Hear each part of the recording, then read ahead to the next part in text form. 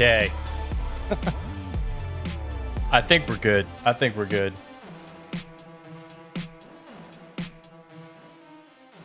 Trying too much, you know?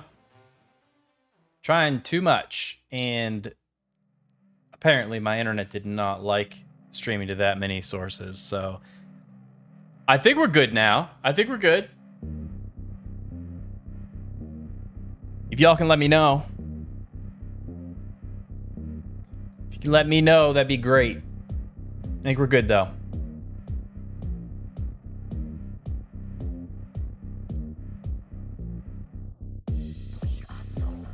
Looks good. All right. Sweet. Turn the music down a little bit. What is going on, everybody? What is going on? Happy Thursday. Happy Thursday. I'll tell you what. I'm already sick of winter. I'm already sick of winter. Yeah, I'm not a fan. I'm not a fan anyways, but we had where I live, we had just a little storm. Nothing crazy, but still you had to get out there and shovel and clean the truck off and all that stuff. And honestly, I'm just not really about that life, you know? It's just not really my thing. But where I live, I'm also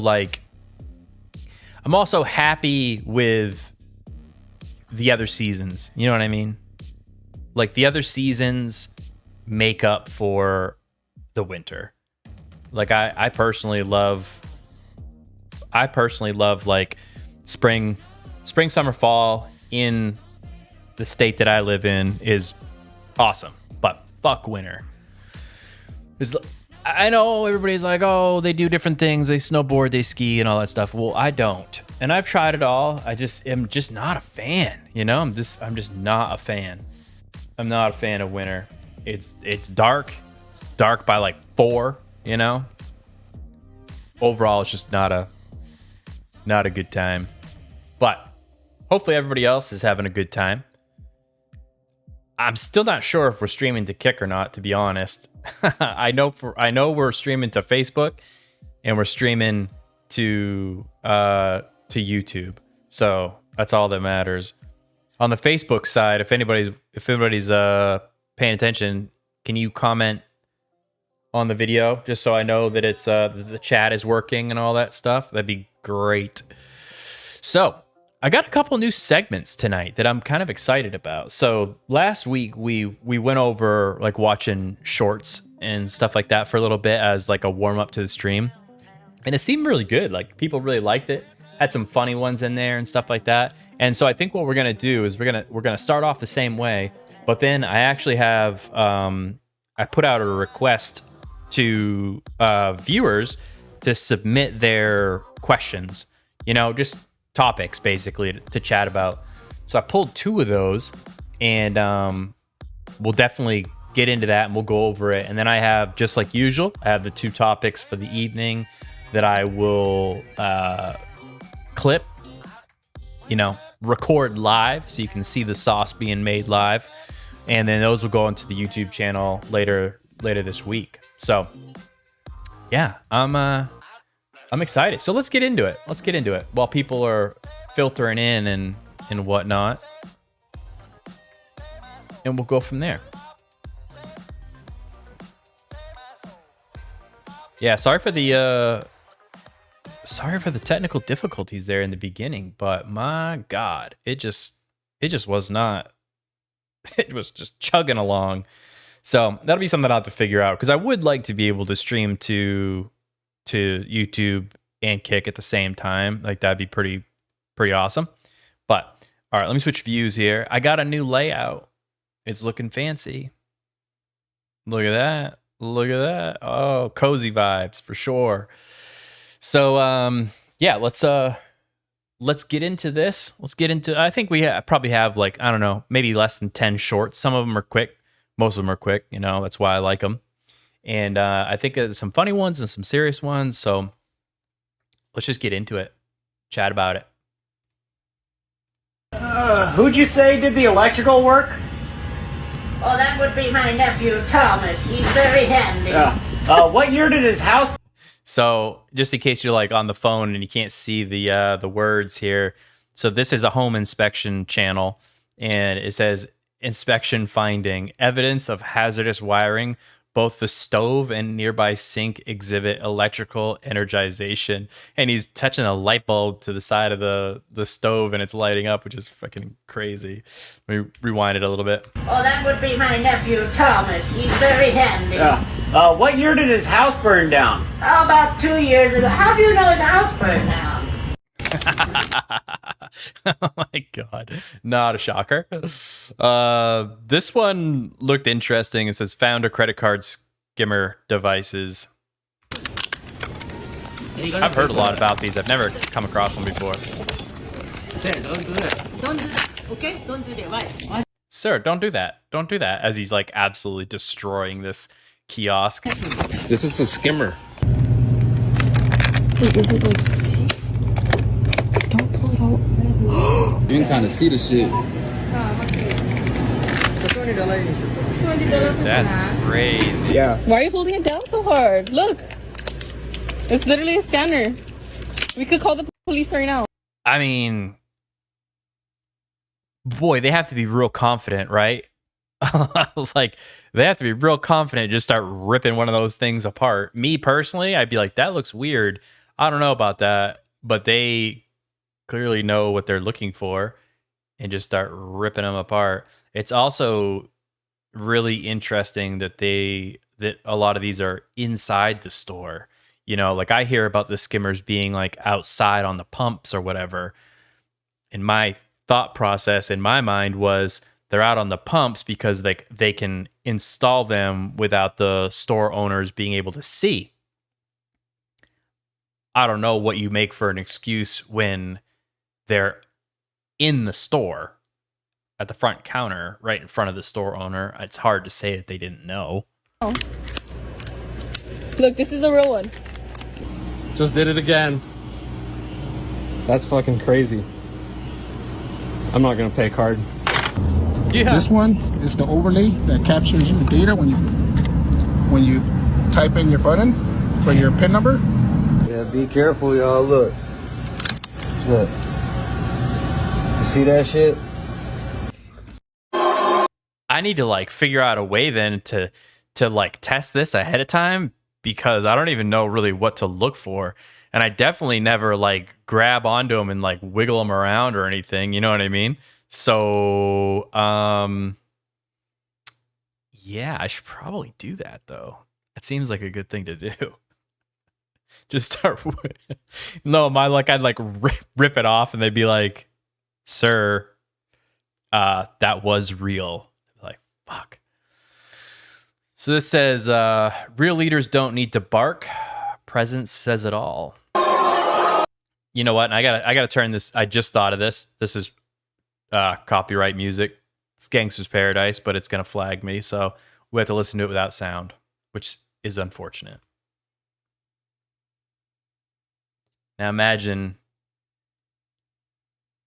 this gangster just comes through. All the dogs just bow down to the true king. Look at this shit.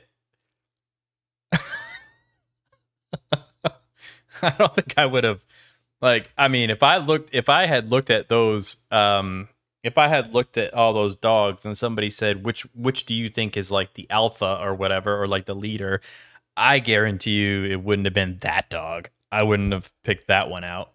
But I guess it just kind of shows, like, you know, it's not always about the bark.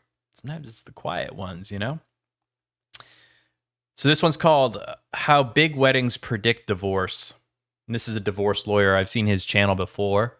Predict someone's divorce by their wedding. I have found that the bigger the ring, the bigger the divorce, and the bigger the wedding spectacle, the more likely the divorce, in my experience. If you break down like the role of a bride in a traditional wedding, it's an unbelievably narcissistic pursuit for a woman. We're gonna do an engagement, which is you're going to give me a stone of tremendous value that I'm going to wear as a public display of the fact that I am now engaged in this commitment. And then I'm gonna put that on social media. And then we're gonna have an engagement party. So that's party one. And then I'm gonna have a bachelorette party, party number 2. Then we're gonna have a rehearsal dinner, party number 3. Then we're gonna have the wedding, party number 4. And then we're gonna have a honeymoon. If this is really important to you, you're telling me a lot about yourself. I never really thought about all the parties. Like, I've always thought that it was foolish to spend so much money on like a wedding, you know? Like, in my mind, weddings are, you know, marriage. I have my opinions on marriage. But spending a whole lot of money on the wedding never really made sense to me anyways. I'm like, why don't you spend, like, if you just combine those 4 parties and took all that money and put it on the honeymoon, like, that's where the memories would be made. Because let's face it, majority of the time at these weddings, you know, all these like the different parties are for the bride pretty much, and she just fucking stressed out the whole time. So that doesn't sound fun. So why don't you just save that money and spend it on the honeymoon? Telling me how important being the center of attention is to you. I think if the first time you get everybody you love in the same room as your funeral, you're an idiot. Like, I think you should celebrate. We've turned it into just a spectacle. I mean, the wedding industrial complex, man, $1 trillion industry. And again, catastrophically fails more than 50% of the time. Yeah, those aren't great odds, that's for sure. It's not great odds, that's for sure. I mean, some people spend like $25,000 on their wedding, and then their marriage lasts 2 years, and then they're divorced, and then, you know what I mean? It's like, holy shit. All right, so this is Emily's channel. We listened to her quite a bit. This one is called Wife Gets Mad at Her Husband for Being Sick. Check it out. Am I the only one that's like this? Probably not. But when my husband is sick, he's been puking all night. Even if he has a cold, for some reason, the rage inside me is such a fiery rage.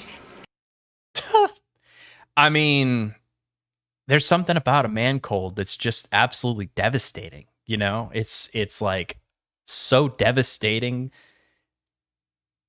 It's hard to pull through. We're honestly lucky that we survive. You know what I mean? Like, it's like every time we get a cold, we're on death's door. And I know there's nothing you can do about it to control it, but it just makes me so angry. It's so ridiculous that it makes me so angry. So he's been puking all night, so I slept on the couch because he just... Wow. So it's not just a cold in this case. He was throwing up all night. So it's probably like the flu, right? Throwing up all night, and it makes her angry. Wow. That's such a compassionate, understanding, loving, warm reaction to have. You know? It's like, this must be the unconditional love that we hear all about all the time. This must be it. He like moans and groans. He's like noisy when he's sick. If you guys have ever wondered what it looks like for a wife to hate her husband, this is what it looks like. Because, I'm sorry, what? He's been throwing up all night and you slept separate from him because of the noise that he was making? Instead of being worried that he was spiking a fever or choking on his own throw up or getting dehydrated. And like, we all know that when men get sick, they are not good at taking care of themselves. They will just... This is just so, like, the part about, like, her being mad at him that he is, like, noisy when he throws up is... It's crazy. That's so awful. It reminds me of... There's been so many times, like, you know, in past relationships where it's just... Sometimes you gotta wonder, and they probably did, but it's like, do you hate me? Like, why? Like, you want all this stuff from me. You want me to help around the house and all this stuff. But if I get sick and throw up too loudly, like, you're filled with rage? What? What?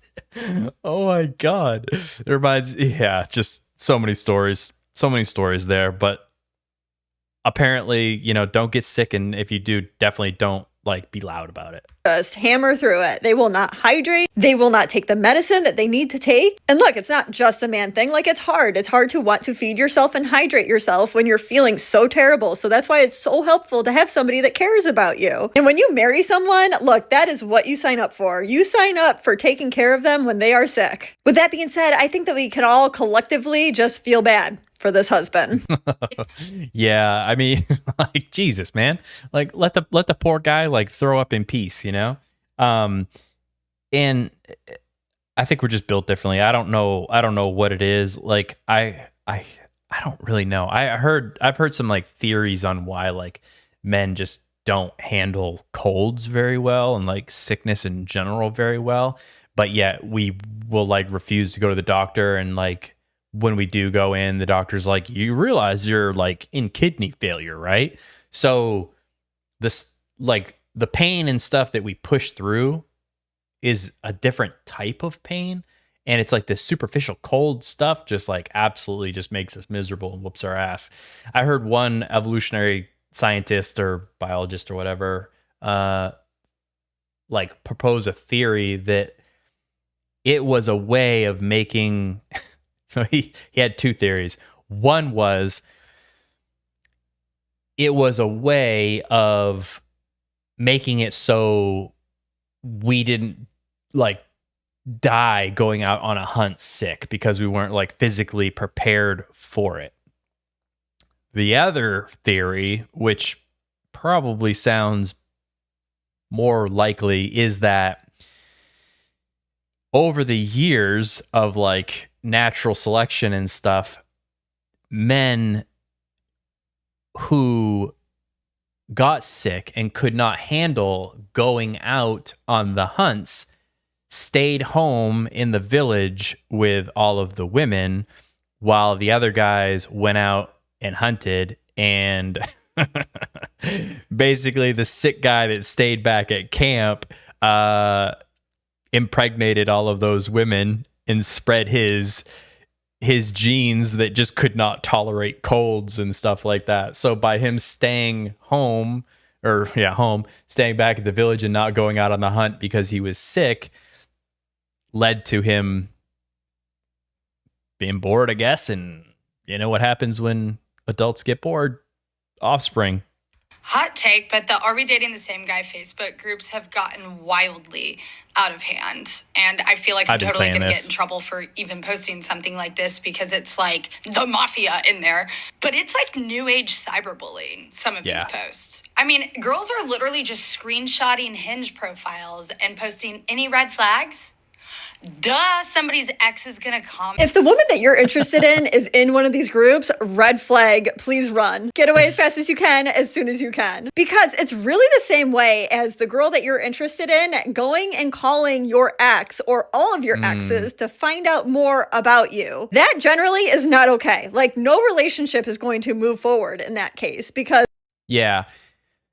And I actually did a video. I don't know if it was a whole standalone video about it, but it was pretty much targeted at like those types of Facebook groups and how they're just so unhinged and they're just like unchecked. Like there's no moderation. They don't have to prove anything. They just can like level accusations at another man, and he doesn't even know it's happening.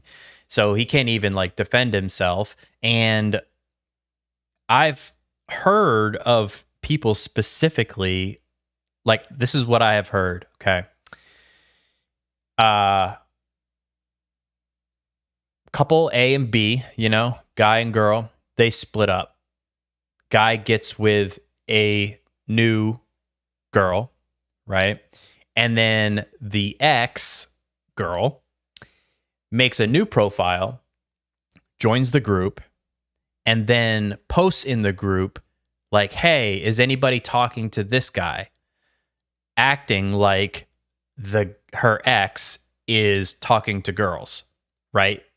On a fake profile and everything. So obviously the whole idea there is it's going to cause drama in his new relationship and hopefully break him and his new girl up or whatever. You know what I mean? or there's the fact that like so many times, like all it needs to be said is like they're controlling and manipulative and just like buzzword, buzzword, buzzword. And like no one even really knows what that means. Like people know what manipulation means, but like this person over here may not even classify that as manipulation. And this person over here does. So without any context of like, well, what was he doing to actually manipulate you, for the person to use their judgment to decide if they want to talk to this guy or not. They're just like, oh, he was manipulating you. Okay, that's enough for me. Not going to talk to that guy. So the guy's like walking around with this scarlet letter and he doesn't even know. Now, are there absolute shitheads that are mentioned in these groups that deserve to be mentioned in these groups? Yes, but that doesn't make the other okay, you know? As what kind of ex is going to only say great things about their ex? Like, they didn't work out and there's a reason. There's going to be most likely, like 95% of cases, there's going to be hard feelings. And the underlying, even more important fact is that for her to do that means that she doesn't trust you enough and she doesn't want to get to know you, the man in front of her, through you. Like, she'd rather see you through your ex's eyes. And do you really want to do that? Unfortunately, a lot of women are falling into this trap because of these groups, and they think that it is actually a normal, acceptable thing that is healthy. They think that they're all girls, and they all believe one another. They believe that the woman is never the problem. And that, in the end, is just going to keep you ladies single. Would like the world to know and understand. That's valid. You know what I mean? Like, that's valid. There's also a saying that, like, single women keep women single, and you know, that's true, but people, like, it's sad that these groups have to exist. And I think that in the beginning, there probably was like good intentions with creating them. But now if you go through there, it's like my girlfriend's in one of them. So every once in a while, I get to kind of like peek at the stuff people are posting. And for one thing, some of them are posting guys that are absolute losers. And you don't really need someone else to be like, yeah, girl, he's a loser. Like, it's clear. You know what I mean? Like, you're almost like posting like his prison photos. Like, hey, is inmate 1675, is he a good dude? Like, what the fuck is wrong with you? Like, use your brain, you know? This one's called The Pain Men Never Speak About, Heartbreak That Destroys Him. So...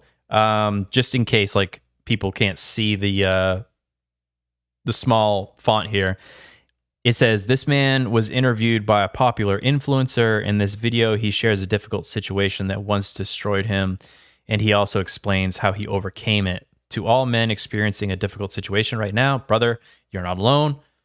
You will get through this. It's okay to feel what you're feeling, but you will rise. Break the impossible. You got this. Okay, let's hear what his situation is. Would like the world to know and understand that I was in a relationship. I love this girl.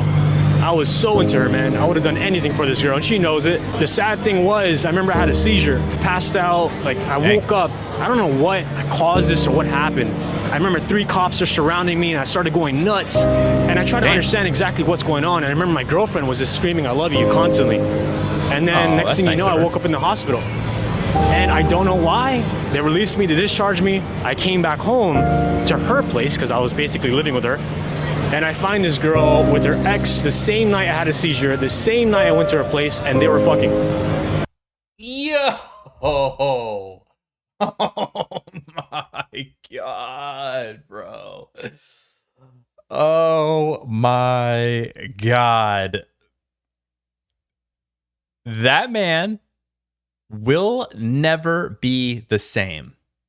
And he will never look at relationships the same way ever again. Will he love again? Sure. Will he trust again? Sure. Will he ever trust the same amount to the same degree? No, absolutely not. Holy shit. The dude has a seizure and she's like, I love you, I love you, I love you. And he's like, it's just trying to live, I guess, you know? Wakes up out of the seizure. Hospital's like, yeah, we need this bed. Peace out. Goes home. She probably thought he was not going to be release so quickly and takes the opportunity to invite her ex over and bang her ex, knowing in her mind that her boyfriend, is in the hospital after having a seizure. Apparently, that's not a common thing for him. So he could have been dying. And she was like, yo, let me get that dick one more time. And seeing that made me realize that this is what the world's capable of. That destroyed me, bro. Just think that there are life problems here that are more psychological than it is a physical. And it can become physical if it's really deep to that person and they're hurt. I've become more of a man to understand that this is pain that you gotta embrace. If you don't embrace this, you are going to crush your future. You'll become someone that hates women when you shouldn't. You should love them, respect them, and cherish them. But I think that I would never find myself ever getting with someone that's showing me any sorts of pattern. Yeah, so that's kind of the common, that's the common reaction, is to like not, in his case, like a woman cheated on him. So his reaction is to never trust women again or to hate women, etc. I think the flip side can absolutely be true too. If a woman goes through something like that and the man does something like that, then it's very hard for her not to hate men like moving forward. But the part about truly like healing after something like that is not pointing the finger at the gender, but just like realizing, like taking the veil off, taking the blinders off to the amount of cruelty that humans in general are capable of doing to each other. And also how selfish we can be when we put like our needs before somebody that we love, right? So like once you realize and you understand that people are capable of stuff like that, it at least takes the shock away and you're not as like naive to things like that. But brother, I wish I was still naive to things like that, because life is like, the older you get, the more shit you see, and so you realize this. And I think that's why old people are so tired. They're not like, I mean, they're tired like physically, but their like soul is tired, and you can tell it's just from going through so much shit. Like so many things like that happen to a person in their lifetime that by the end they're just like, Lord, take me now. All right, this is not somebody took this and clipped it, but for those that don't know, this is my twin, Chris Williamson. He has a very successful podcast, slightly more successful than mine, called Modern Wisdom. And let's see what this clip is all about. It says, most men don't need therapy, they need discipline and purpose. The average man, I believe, the average real man, does not need real man to go get therapy for the battles and the burdens he's carried inside. What he needs is for those that he's carrying them for to recognize that they're there and to respect it and to be grateful for it. A lot of people struggle with, how do I get internally motivated? So here's the crazy thing. Internal and... Before we move on to that, I think that there's like different thought processes on therapy for men specifically. Like I've gone to therapy before and I see both sides of it. Like, was it helpful? Yes. It was helpful because I was able to sit down, whatever it was, I can't remember, like every week or whatever for 40 minutes or every month. I can't remember. It was kind of often though. And sit down with somebody that was a third party, and it was their job to listen to me go over the same thing over and over and over and over and over again in my mind without getting irritated at me or without like straining a relationship, right? Because like your friends will listen to you, but sometimes like the way that I process things is like I have to talk it through. I have to talk it through. And you know, like you can't expect your friends to like to be like, "Oh my god, he's talking about it again." You know? And so that was nice. That part was, I felt, beneficial for me. However, there wasn't any solutions. And as men, we typically need solutions, right? And I know that I know that it can even kind of get in the way of relationships sometimes because, like, if you're dating, you know, your girlfriend or your wife or whatever, and they come to you and they are telling you about this problem, in your brain, you're wanting to be helpful and you're wanting to solve problems because that's what you do. And so when they get done talking, you say, okay, well, what about if you do this or if you do that? And they're like, oh my God, you never listened to me. And in your mind, you're like, I was listening to you and I've put in the effort to try to come up with solutions to your problem. But that's just not the way they think versus the way that we think generally, right? It's just like we do this, they do this.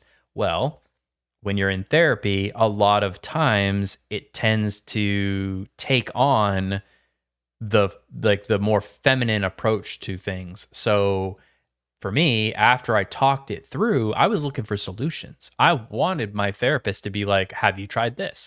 You should do that. You should, you know, like." And there was no solution.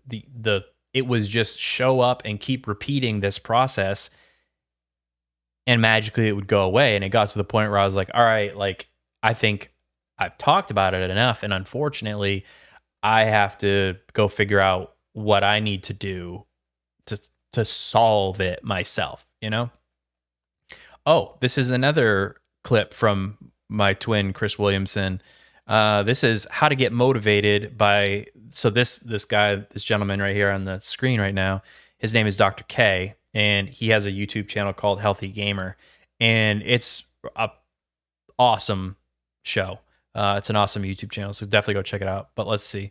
This is called How to Get Motivated. A lot of people struggle with how do I get internally motivated? So here's the crazy thing. Internal and external motivation come from basically the same part of the brain. If that part of the brain is turned on, you're externally motivated. And if that part of the brain is turned off, you are internally motivated. And what really confuses people is that if I'm trying to make everybody happy at work and my brain is flipped into an extrinsic motivation, if the switch is flipped up, that brain I'll bring home with me. And so I won't feel internally motivated. And that's why the distance becomes so important. So you need to mentally check out. You need to get some time and space. So you're saying that the lonely chapter is a feature, not a bug? Absolutely. It is part of people's developmental trajectory. There are three major things that you can do. One is just make choices. What you're really trying to do is activate the part of your brain that exercises agency. That part of the brain, now that you're used to exercising agency, you'll start to exercise more agency in life. Second thing that you need to do is stretch your capacity. Actively push ourselves, stretch yourself in terms of what you're capable of. Don't focus on the goal, focus on the here and now and what more can you do today. And the third thing, this is the hard one, relatedness. So you have to be your authentic self, and then people have to see you for your authentic self and ideally accept you for your authentic self. Can we go out to eat? You know, that's it for the shorts, but he has like a lot of like nuggets of information, you know what I mean? It's like, ooh, I like that. And I always have to kind of listen to his stuff like a couple times because the way that he delivers it in like his podcasts and stuff like that, sometimes he'll get to the point, but he starts his approach to the point like way back here, almost to the point where I'm not even really connecting the dots yet about like where he's going with it until he hits the end. And then sometimes I'm like, oh, okay, I have to go back through and listen to it again. But I agree with him, obviously, like on how to motivate yourself. And sometimes I think that I call it momentum. And I think that momentum creates motivation, but motivation is like a feeling, but it's so fleeting. You know, it's so fleeting. Your chemicals in your brain have to be just right. And if you wait for motivation before you do anything at all, like it's never going to happen. You know what I mean? It's just not going to happen. So you have to find a way to push it yourself. So now I want to move into the first viewer's question. So again, let's go over to the cozy section here. So again, we had I put out a thing asking for people to give me viewer questions or comments or things to go off of, and I had some good ones. But I didn't know how long it was gonna run. You know what I mean? Like, because I'm trying my best to figure out how to get this stream to be an action packed like hour to an hour and a half. And once I have all the segments in there that I want, then I can start like trimming them and kind of making it go smoother, So, in fact, like tonight, like I had 2 viewer questions. I'm only going to do 1 because I want to move on. We've already been going for like 30 minutes. So, this viewer's question, and they emailed it to me. And if you want to know where to submit the questions to, it's on my YouTube channel. Like at the top, there's an email address for like business inquiries or something like that. So this person asked, how do you know if you're actually moving forward in life or just staying busy to avoid feeling stuck? And I think this is a really good question. And I think a lot of times people move through life like keeping themselves very busy. And by busy, it ends up being that it distracts them. Like they are maybe really focused on productivity and doing all these things and, all these irons in the fire and juggling all of these things. But what it really comes down to is they're distracting themselves from something probably inside them, right? So if I was to say, how do you know if you're actually moving forward in life or just staying busy to avoid feeling stuck? I think it has to come down to intentionally setting goals, right? And then, so if you had a goal, maybe even a couple goals, so like maybe a health goal or like a health and fitness goal, a relationship goal, a career goal, right? Then you can sort of like run it through a little bit of a filter afterwards and say, hey, I spent all this time doing these things. Did they actually progress the goal forward at all? Or did I just stay busy? You know what I mean? Because if you have good, and I think, I don't really think most people who actually sit down and have real good objective goals for where they're going. I think most people are just so busy with life, again, staying busy, that they kind of are just going with the flow. And if you're going with the flow, the only way you're actually moving your life forward is by chance, right? If like the random things that you did that day happen to line up and push you forward towards a goal, that's random. But instead, if you're like, this is the goal, and when you're planning out your day, I don't even want to, that sounds like very strict, but even if you're just like talking about like in your mind, like, all right, what am I going to do this weekend or whatever? If you have a whole bunch of things running in the background, oh, we got to do this thing and I want to do this and then that and then this, you can actually like run it through the filter and say, does any of this actually go towards the goals that I set for myself? I think that's important. And all it really takes is some like thoughtfulness, some thinking ahead. And I know a lot of times people like, oh, they'll do like a freaking New Year's resolution or something like that. But a lot of times with a New Year's resolution, it's like completely flipping over a brand, like turning over a new leaf, right? And I think for most people, it's too much. It's too much of a change. So if you're going to set goals for yourself, like, I don't know, do them in quarters, quarter number 1 for for this many months, I want to have these goals. And then that is not a whole year of something, you know? Like chop it up a little bit, make your goals smaller. Because then after you've achieved those and the next month rolls or the next quarter rolls around, tweak them a little bit. You know, hey, I want to lose this much weight. Maybe you want to lose 50 pounds total, but putting that as a goal is huge. Like that's massive. So maybe it's like 10. My first goal is to lose 10 pounds. That's achievable. And then once you do it, it doesn't mean you stop. It's not like you're like, whoop, crossed off 10. Wish I could lose more weight, but I only set my goal for 10 pounds. Guess stuck at this weight. You know, no, you just go, all right, now on to the next 10, on to the next 10. And then you can objectively look back and measure it to those goals, you know? So, let's do one more. I lied. We'll do the other one. So this is the second one. And I have to flip this on for the other folks.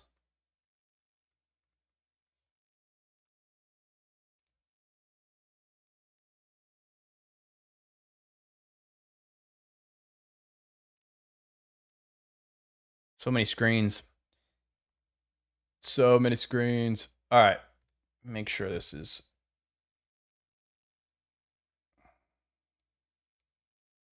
okay. All right. Whatever. All right. So now this one I liked. This one kind of stuck out to me. And it is, how do you rebuild discipline after you've fallen off for so long? I really like this because it really goes into what we were just talking about, you know, about setting those goals. However, I like to take a little bit of a different approach to this one. So, and I don't know why this popped into my head, but I remembered this. I was literally, this is like 15 years ago or something like that, right? And I remember I was on a cruise and I was in the elevator of the cruise and I had a shirt on that that was jujitsu related, right? So it was like something jujitsu. And a guy across the thing was like, hey, do you do jujitsu? And I was like, yeah, I do. And I was like, what about you? And he was like, yeah, I do. And then we started talking and I asked him, I can't remember what question I asked him, but he was like, yeah, I haven't trained in a year. And so in my mind, I'm like, oh, you don't do jujitsu. You did jujitsu, right? And it doesn't mean that he won't come back to it and start it again, but there was like a distinction between holding on to an old version of yourself that used to do all these things and hit all these goals and who you are currently right now. And so what I would say to people is how you rebuild discipline after you've fallen off for so long, I think, is to completely forget about, if you could just wipe the slate clean and forget everything you've ever done more than like 30 days ago, right? So if I was like, oh, like what has Seth done in the last 30 days? That is who I am right now. I could have been an Olympian runner before or something like that. But the problem with falling off and starting back up again is most people compare themselves to who they once were. And that could be super discouraging, right? Like if you're benching whatever, if you're benching 300 and you got a shoulder surgery and you're having to come back and you haven't lifted weights in a year and you're like, okay, well, I was at 300. You're going to be very disappointed when you're like, I don't know, doing like 125 or something, you know? And so if you just forgot about that version of yourself, forgot that you could ever do 300, it would be like starting over again, but without all that pressure and expectations on yourself. And I think that's what makes it easier to come back after you've fallen off the wagon for so long. Same thing. Maybe you gain 20 pounds and you step on the scale and you're like, boy, I want to lose weight again. I remember that one time that I lost 40 pounds in 6 months, and don't, because you have to also think like time affects you differently. As you age, things get more difficult. It becomes more difficult to get in shape. And so don't hold yourself to some 20-year-old version of yourself. Kind of like that guy I talked about in my last live stream.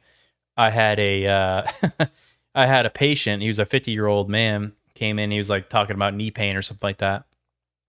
And I was like, "Well, what do you do for activity?" And this motherfucker started quoting, like telling me about playing football in high school. He's like 50 something, and in his mind, that still counted for his activity level. Like, no, you don't do football. You did football. What do you do right now, in this moment? And I feel like if something is part of your routine, it would have happened within a 30 or a 60 day, maybe even a 90 day, if you want to give yourself a lot of slack. It would have happened within that. If you haven't done an activity in 60 to 90 days, then, it's something you did in the past. It's not something you do right now, if that makes sense. So that's what I would do. I would pretty much make yourself start over. Stop holding yourself to like these past versions of yourself. So awesome. All right. So that worked out good. I like that. That was good. I have a whole bunch of questions. So I think that'll be a segment that we can kind of keep rolling. So what I'm going to do now is we're going to jump into the section of the live stream where I actually record the first topic. So the first video that we're going to do. And I'm going to switch my view. So the way that this works is I have a topic and I'm pretty much filming the video live. So you get to see me do it live and hope that I can do it in one take, right? And then I take that video and I upload it to the YouTube channel and it becomes like the content for the week, and I do 2 of them. So during this first one, I have to mute a couple things, but during this first one, you're gonna hear me have an intro and an outro, and I might have to redo something a couple times, but hopefully I don't. You can make fun of me if I do. That's completely fine. But so yeah, anyways, I have a little script that I follow along. Once I get done with that, then I'll come back and we'll chat. But during that filming, I'm just kind of going. Okay. So let me get that all ready to go. Make sure that my view is right. Make sure the alerts are silent so I'm not talking and something's like ding. All right, so this one's on feeling useful in 2026. All right. Here we go.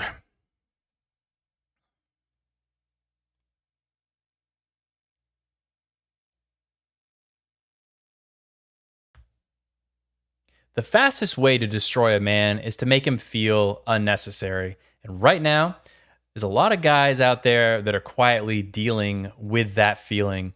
So in this video, we're going to go over 5 quick tips to shift the way you think about being useful heading into 2026. So tip number 1, I would say create structure where there is none currently in your life. Usefulness starts with reliability. If your life feels scattered, you're going to feel scattered too. Build routines, set goals, and create order within your day. When you become disciplined on your own, people naturally trust you more. Chaos kills confidence. Structure builds confidence. And confidence is something useful to other people. Everybody's looking for a leader to follow. Tip number 2, build skills that actually matter now in today's world. So I did a video on this. AI is taking over all sorts of jobs, but it can't replace certain things currently. Judgment, leadership, physical capability, or current real world problem solving skills. So beef up your skills, learn new skills that make you the person people turn to, not the person they replace.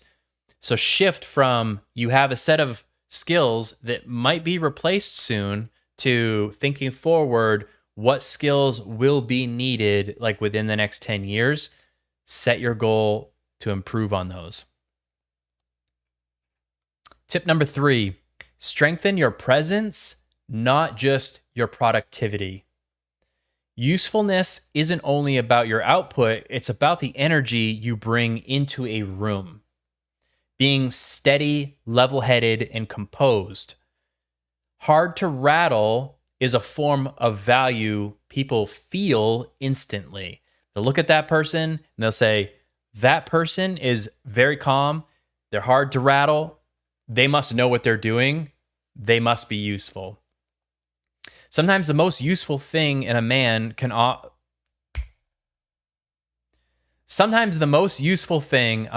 offer is calm leadership when everyone else is spiraling.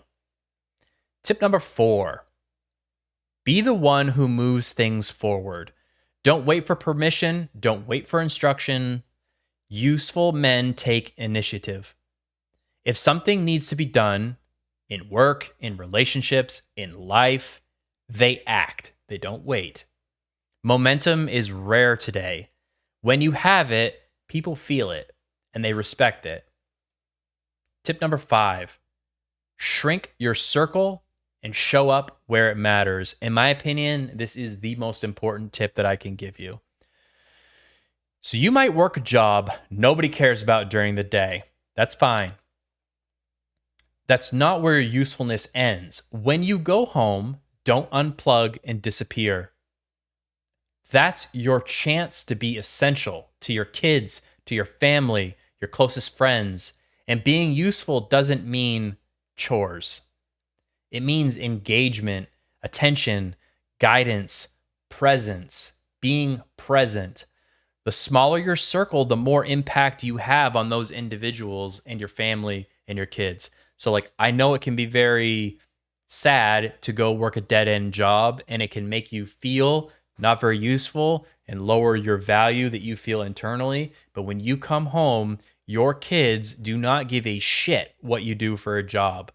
What they really want is a dad that is happy to see them and will go play toss in the backyard with them for a couple hours until it gets dark.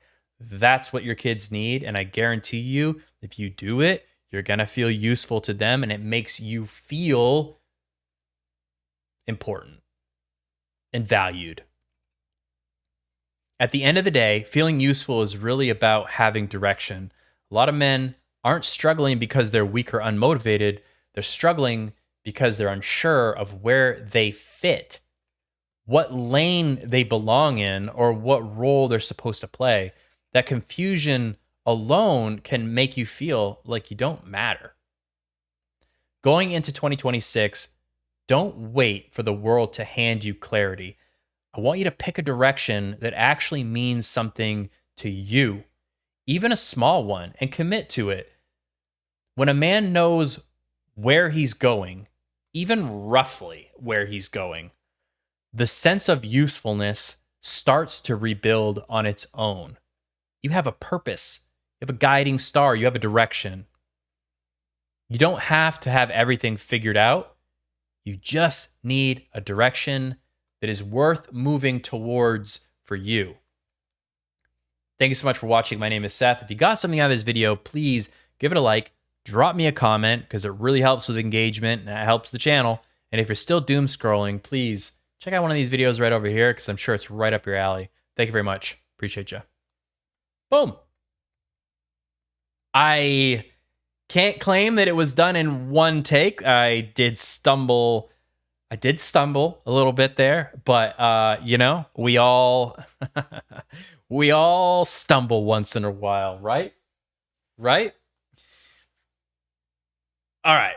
let's keep this rolling. So now I want to jump into the longer video. So we're going to watch a video now. We're going to react to it. And I picked this one specifically. I didn't watch the whole thing. I just saw like the title of it.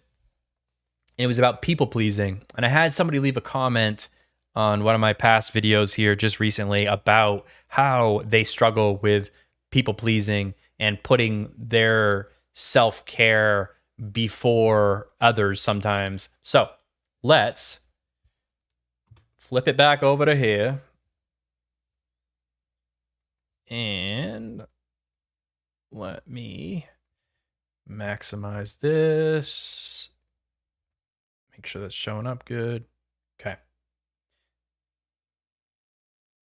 All right. So this is called 4 Signs You're Healing from People Pleasing That Feel Selfish. So here we go. In today's video, I'm going to tell you 4 signs that you are healing from people pleasing that are going to feel pretty selfish. Healing from people pleasing does not feel like confidence first. It feels like guilt, discomfort, and wondering nonstop if you're a bad person. But what's actually happening is you're learning to stop abandoning yourself. Number 1, you say no and you instantly feel guilty. That old reflex to make everyone happy does not go away overnight. When you finally decide to set a boundary, your body will react like you just did something wrong. I can think of multiple occasions where I had to respond to some invitation and say no that made me feel physically sick. My heart would race, my stomach would just be in knots, turning upside down. I felt like my body was plugged into a light socket. That's a funny way to describe it. But I mean, yeah, like your initial thought is like, I am about to disappoint somebody. And when that matters to you, that you don't disappoint people, it could be quite a bit of like anxiety. Just because I was saying no. When you feel those feelings in your body, it's not proof that you're selfish. It's not proof that you made a mistake. It's evidence that your nervous system is rewiring. So here's what you do instead. You let that guilt exist without trying to fix it. Allow it to be there and allow it to move through. That guilt is based on an old way of thinking and old beliefs that you had of what it means to stay safe and make other people happy with you. Your body needs to learn that it's okay to disappoint people sometimes. So yeah, I could see that. Basically, like, usually that sense of guilt would make you say yes to something when you really wanted to say no to something. Therefore, you never really got a whole lot of chances to live through what happens when you say no, right? And so she's basically saying kind of just like ignore that guilt, say no anyways. And after a while, you realize that like not everything falls apart when you say no. They're still going to be your friend. It's going to be all good. And then you can sort of desensitize yourself to it. So take a breath and remind yourself we're going for safety first, not approval. Number 2, you start to care less about what people think, and that feels cold. There's this strange in-between phase where you stop like performing in order to be liked. You notice that you're giving more honest answers, fewer explanations, and shorter replies. And this is going to feel overly harsh compared to the person that you used to be. The old version of you that over-explained everything and wanted to make sure everyone knew the exact reason why you weren't going to be able to do what they wanted you to do so that you could make sure that you stayed safe. Yeah, and on top of that, like if you were one of those people that like wanted to say no to something but felt guilty, so you started like creating this big story, you feel even more guilty if the story's not true. Right? Like if you know you're kind of fibbing or kind of lying a little bit, it makes you feel even worse. And instead, if you're just like, no, I'm not going, and not like because my grandma's dying and this and that, you know, if you're just like honest about it, it's different. It is different. Like I stopped going to weddings. I stopped going to weddings like quite a long time ago. And I remember it's because I swear to God, this one summer, I went to like 14 weddings or something retarded like that. And I was like, this sucks. Like, I don't enjoy this. And yeah, I just don't go to weddings, you know? I mean, will I? Maybe sometimes, maybe. But my default is like, no, I'm not going. but we are redefining what safety feels like. So here's what you're going to do instead. You're going to let your energy be neutral. For now, you do not owe anyone extra words or an extra explanation to perform kindness and care. You have nothing to prove here. Simply speak, give your answer, and move on. Allow whatever emotions come up to just come on with you. Number 3, you have less patience for one-sided relationships. When you stop people-pleasing, any imbalance in your life and in your relationships is going to become very, very obvious to you. Oh, 100%. This is, out of everything so far, I relate to this piece the most. The second you're like, you know what? And it sounds kind of petty, but it's not really. But if the second you're like, you know what? I'm just gonna wait and see how long it takes them to message me. And then you realize, holy fuck, they're never actually going to message me. I was always the one that messaged first to do plans or whatever.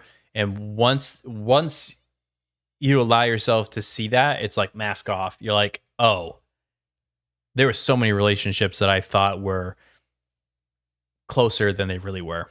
You're going to notice very quickly who is taking more than they are giving within your relationship.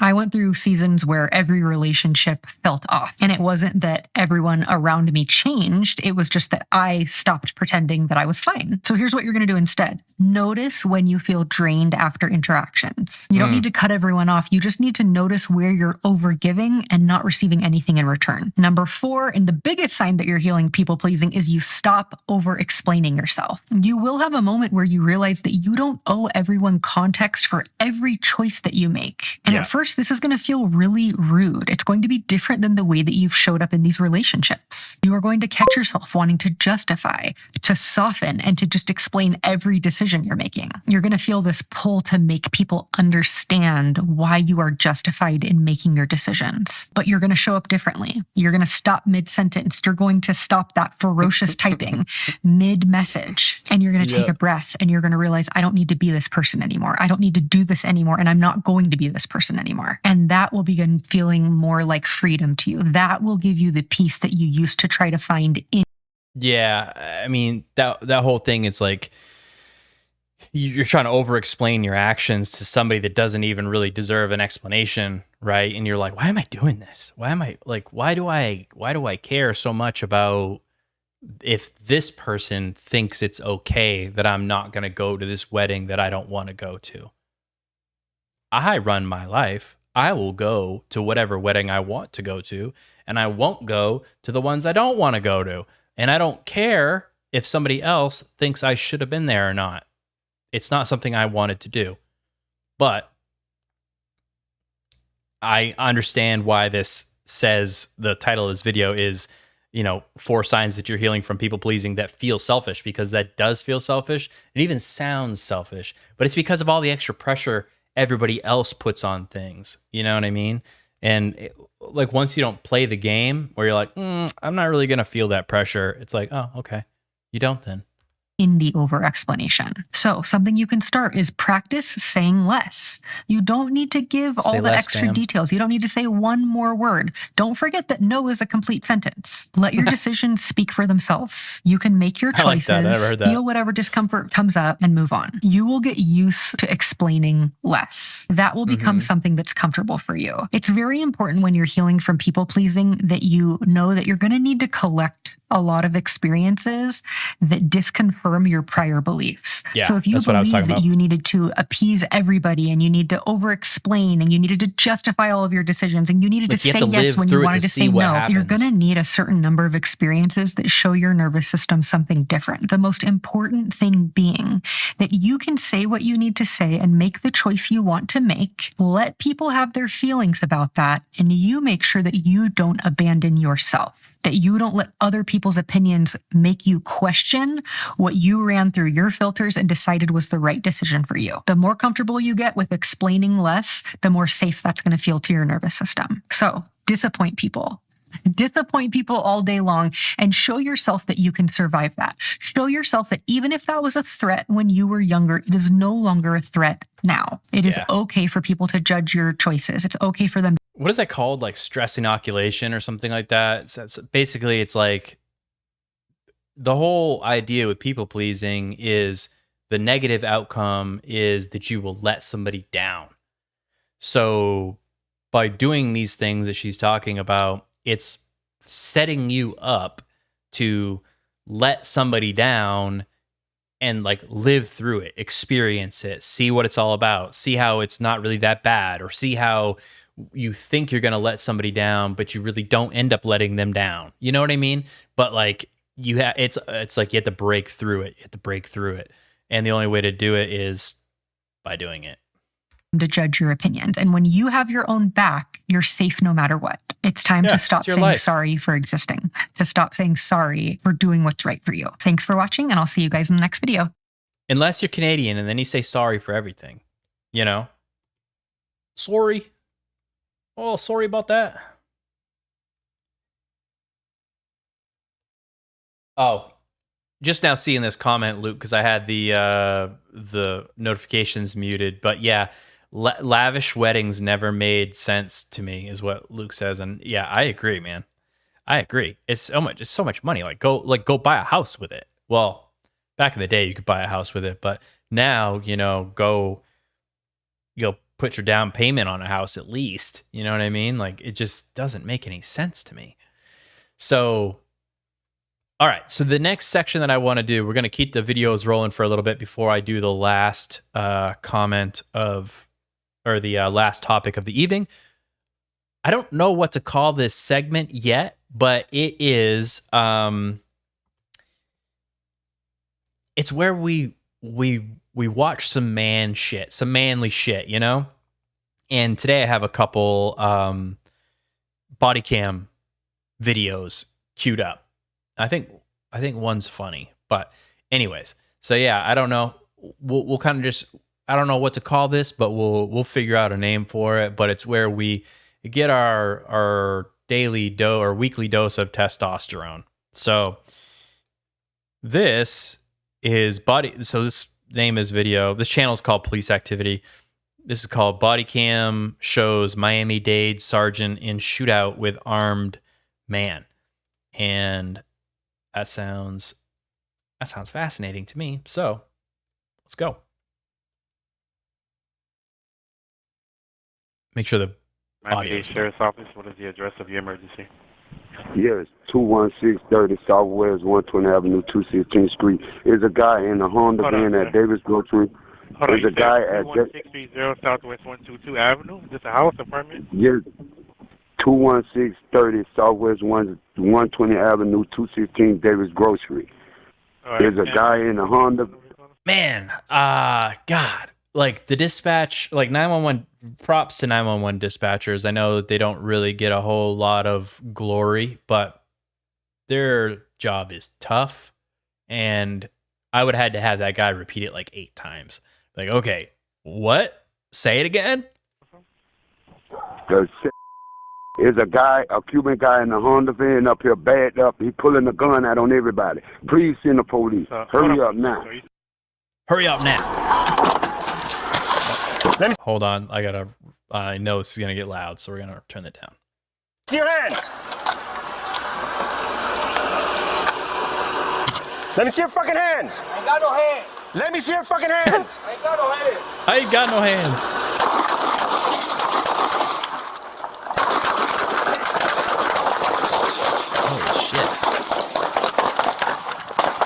Holy shit. He did have hands.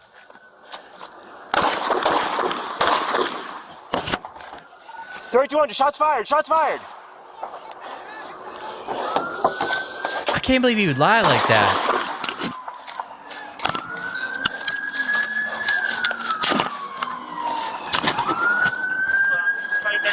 Forget about your radio, bro. Shots fired, shots fired. They Watch know. for crossfire.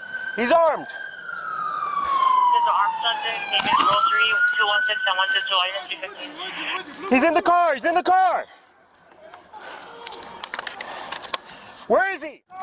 He's got hands. He's gonna lie to you. Where is he? Hey, I got a subject down, subject down, subject down. Subject down. Hey. Grocery, 2163012. Hey, clear that car. Santana, clear that car. Clear the fucking car. That's wild. Kick the dirt. Cuff him. Air suspect is 30, 200. Cuff him. 300, 200. Get some fucking cuffs on him. Right now. Are you here? Are you? That's crazy. That's crazy. Like, let's see. I joke about him saying, I ain't got no hands, which is funny. But how does he see? Like, how does he see that the guy has a gun? I know the guy has a gun because the guy shot back at him or whatever, but like looking at I guess like he is seeing a little higher than his body cam, but I mean, like, that shit happens so fast. That shit happens so fast. All right. This one, I have no idea what to expect for this one. This one's a short one. Barricaded suspect hiding from SWAT falls through ceiling into their arms. All right, let's see. Ow.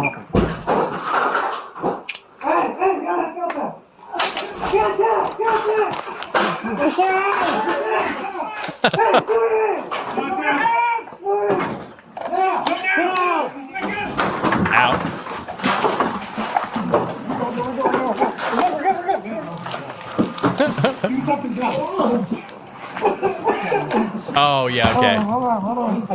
So they like they gassed the place. That's why.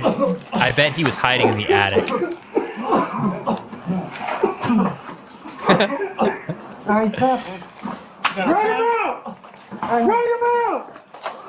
So I don't know if they knew where he was, but you can, like, in the very beginning, you can see the guy, one of the officers is pulling the pin or whatever on one of the canisters, and so they must have known he was somewhere in the house. Maybe they had an idea that he was in the attic, and then so the gas is just going and got too much for him, and he must have tried to walk across like the the studs and right through the middle of it.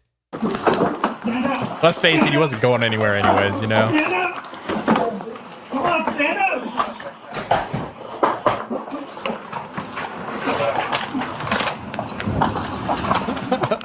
So one thing I want to look at is as soon as he fell through the ceiling. Let's see. Falls through the ceiling.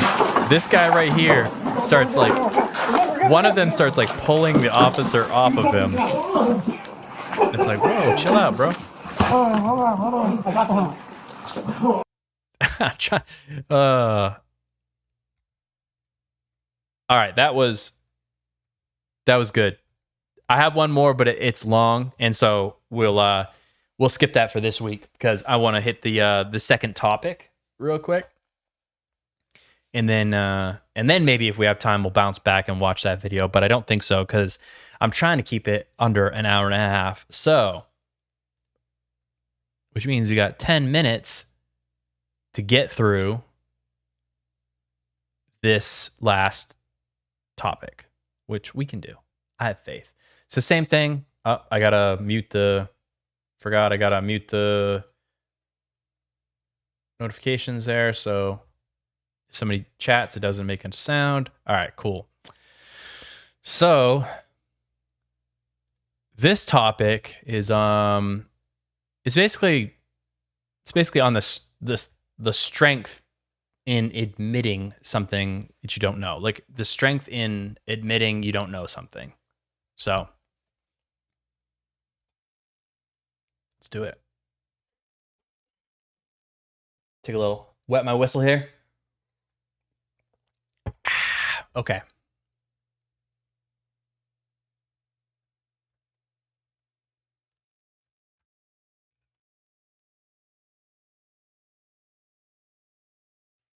You ever have that moment where you're nodding along, like you've got it all figured out, but inside you're thinking, dude, I have no idea what I am doing right now. Yeah. Here's why admitting that might actually be the smartest move you've ever made. Let me redo that.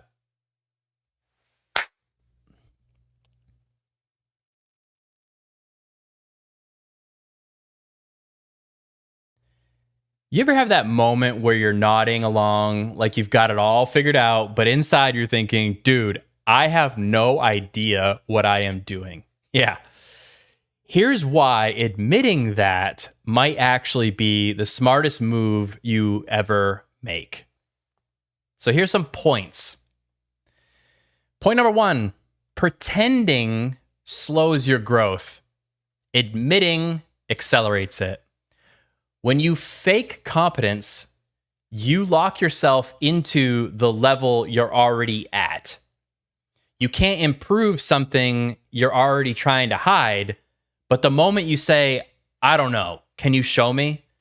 You open a door to learning faster than everyone who's too proud to ask for help. Point number 2, people trust the guy who's honest, not the guy who performs. Nobody likes the dude who pretends he understands and knows everything. It's obvious, it's awkward, and everyone senses the insecurity. But when you're up front, people feel safer around you.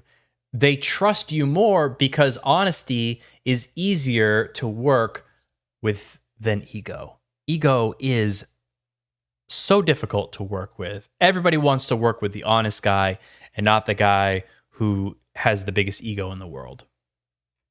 Point number 3,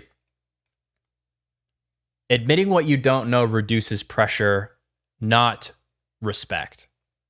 A lot of men avoid admitting ignorance because they think it will make them look weak, but in reality, it removes the pressure to constantly have to perform.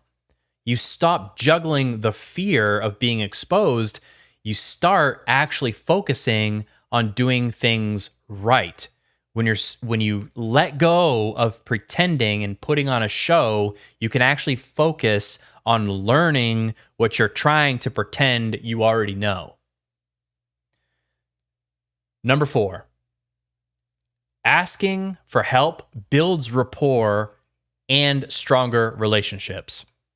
When you ask someone for help with something that they are good at, you're not admitting weakness, you're giving them a chance to shine. People love sharing what they know. They love feeling useful. They love talking about things that they're passionate about.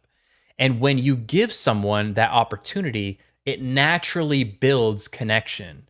You go from the guy pretending to know everything to the guy people enjoy helping. So in closing, at the end of the day, nobody has life completely figured out. The guys who grow in their careers, in their relationships, in their confidence, aren't the ones pretending.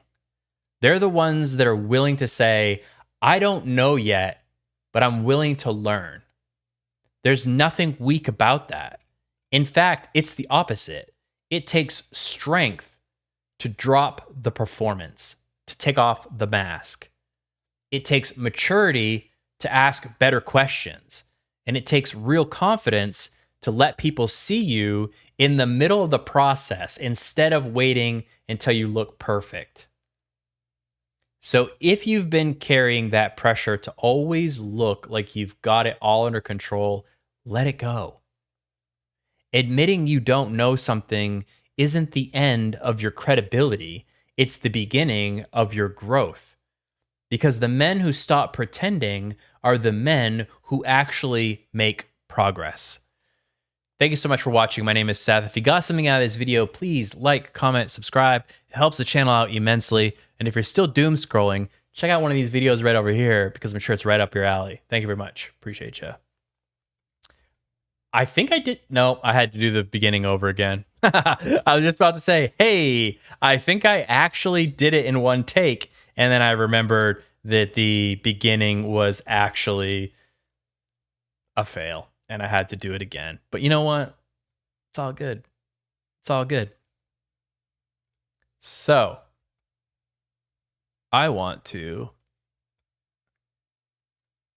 Yeah. All right. That was good. That was good. Put my headphones back on. So, that was actually that was actually pretty much right on an hour and a half, give or take, because we did have to restart it, and there was like I didn't start right at 8 because there was the technical difficulties trying to stream to Kick as well, which I'm pretty sure that I paused that and it fixed it. But yeah, so right around an hour and a half. So now I think I'll keep the same format going forward because that was fun. It'll just be like, how many shorts do we watch? How many videos do we watch? How many comments do I answer? Those things, so I can really like tighten it up. So it's just like boom, boom, boom, boom, boom. Keeps everything way more entertaining. I appreciate everybody that stopped by tonight. It was a good stream. I had a lot of fun. I think we went over a lot of good things. If you have some questions that you would like to submit to me so we can kind of go over it and kick the ideas around, you'll see on the YouTube channel, there's an email address up in the like channel description area. Just shoot me off an email and I'll add it to the list, and hopefully we can start like chipping away at some of those viewer questions. So yeah, thank you so much for watching. I will be back with you guys next Thursday, 8 p.m. Eastern Standard Time. Have a wonderful weekend and a good rest of your week.